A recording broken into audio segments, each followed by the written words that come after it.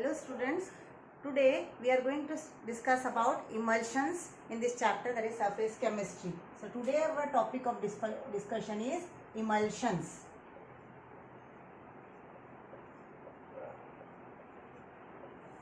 First of all, you should know what are emulsions.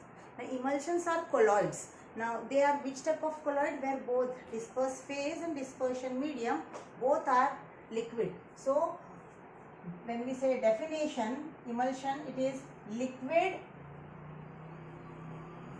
dispersed in liquid.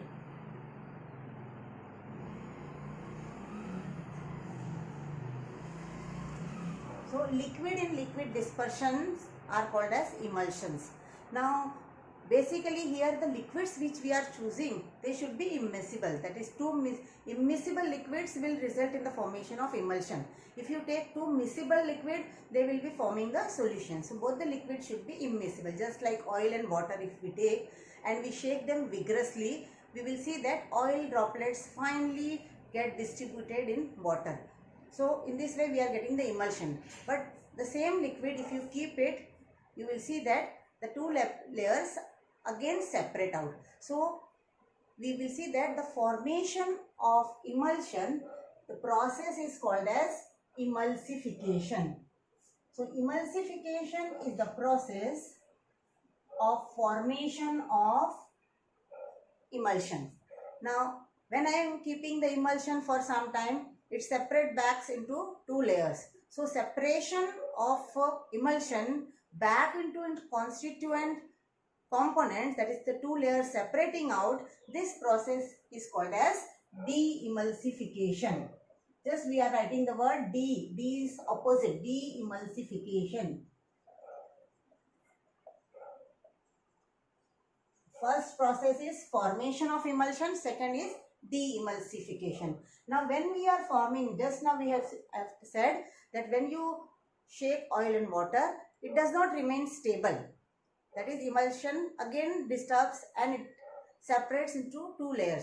So in order to form a stable layer, we are adding, that is for emulsification process, we are adding a chemical called as emulsifier or emulsifying agent. That is, we are adding this particular chemical. The role of this chemical, that is emulsifier or emulsifying agent, is that it forms a layer around the dispersed phase particle, thereby preventing them to come closer and coalescing to form a bigger particle and separating out. See, with the help of diagram, it will be more clear. Now, suppose this is the stable emulsion which is formed. Now these are the dispersed phase particles. Now to this dispersion, that is emulsion, I am adding emulsifier. Now what will emulsifier do? It will form a layer around each of the dispersed phase particle like this. So you will see that emulsifier will be forming a layer. So this is a emulsifier. This blue colored which I am showing, it is dispersed phase particle, also called as colloid particle,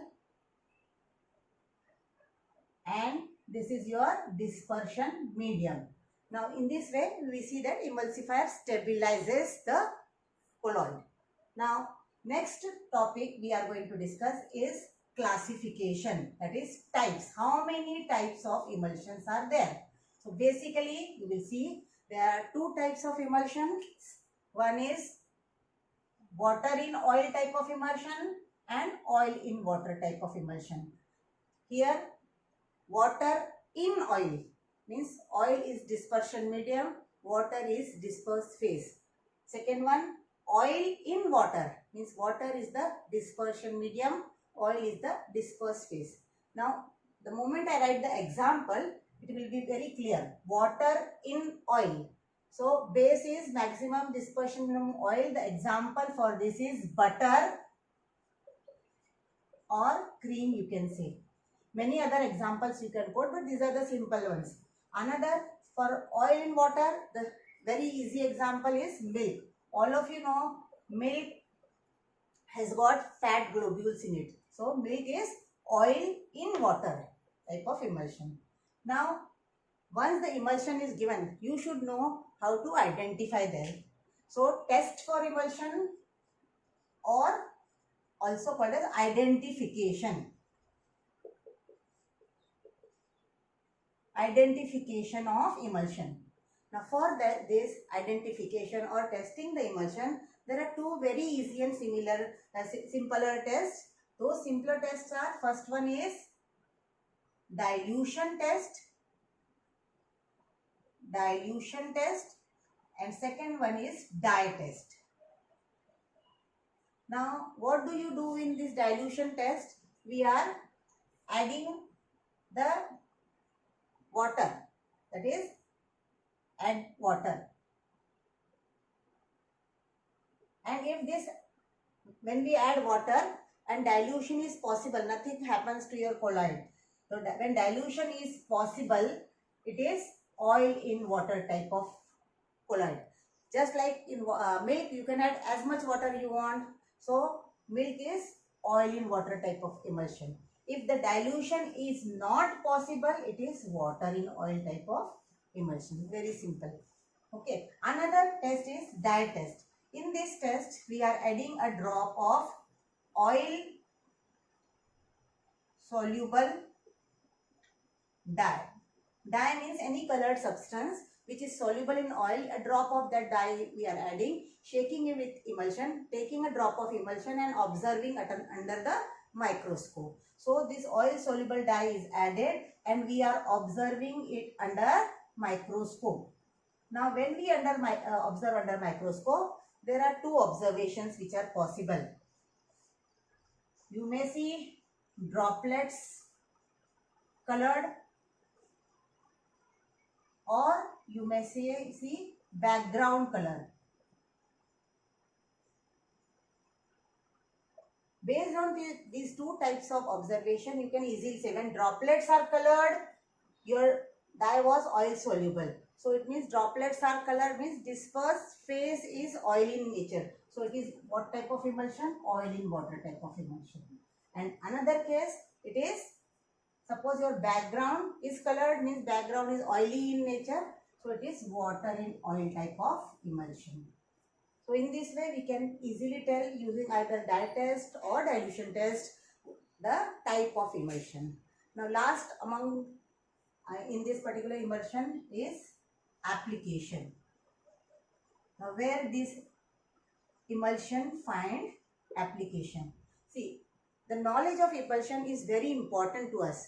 Sometimes emulsion formation is desirable, required. Sometimes the emulsions are not required. We don't want emulsion. So we should know how to form the emulsion, that is emulsification, and we also should know how to de-emulsify, how to break the emulsion.